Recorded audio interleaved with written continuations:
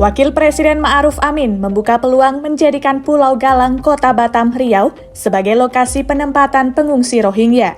Ma'ruf mengatakan, masalah Rohingya perlu diatasi bersama dengan alasan kemanusiaan. Dengan catatan, pemerintah perlu tetap menyiapkan antisipasi menghindari kemungkinan beban di masa depan. Lalu, bagaimana sejarah Pulau Galang?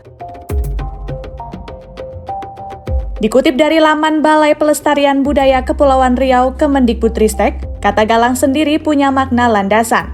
Nah, sejarah nama Galang itu disebut berasal dari masa Kesultanan Malaka pada abad ke-16. Saat itu, pulau ini jadi tempat pembangunan Bahtera Raja karena memiliki kayu seraya yang melimpah.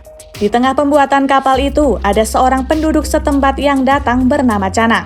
Namun, para pembuat kapal mengusir Canang karena dianggap mengganggu. Akibatnya, Canang pun marah dan bersumpah bahwa kapal itu tidak bisa turun ke laut.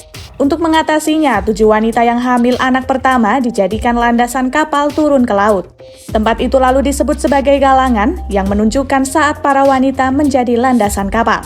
Pulau ini memiliki wilayah seluas 80 km persegi, yang terletak 350 meter sebelah tenggara Pulau Rempang. Pada tahun 1992, Pulau Batam, Rempang, Galang, dan pulau-pulau di sekitarnya bergabung menjadi kesatuan wilayah. Wilayah itu populer dengan sebutan Barelang. Pulau Galang sudah dilengkapi dengan berbagai fasilitas pendukung bagi warganya.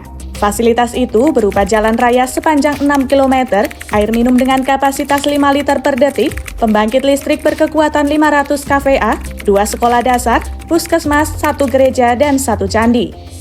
Pulau ini juga memiliki beberapa kuil peninggalan para pengungsi Vietnam yang pernah ditampung selama 17 tahun. Nah, sebelum direncanakan jadi tempat penampungan pengungsi Rohingya, dulu Pulau Galang pernah menjadi tempat tinggal sementara bagi pengungsi Vietnam. Pada tahun 1979 hingga 1996, para pengungsi Vietnam tinggal di Pulau Galang. Ratusan ribu warga Vietnam terdampar di Kepulauan Riau dan sebagian besar di Pulau Galang usai menyelamatkan diri dari perang saudara di negara mereka. Mereka tinggal di 6 zona barak yang masing-masingnya dapat dihuni sekitar 2.000 hingga 3.000 orang. Pemerintah juga membangun tempat ibadah di pulau ini, yakni Gereja Katolik, Vihara, Gereja Protestan, dan Musola. Tepatnya pada 3 September 1996, program kamp pengungsian Vietnam ini berakhir. Pemerintah Batam lalu menjadikan lokasi bekas pengungsian warga Vietnam sebagai tempat wisata.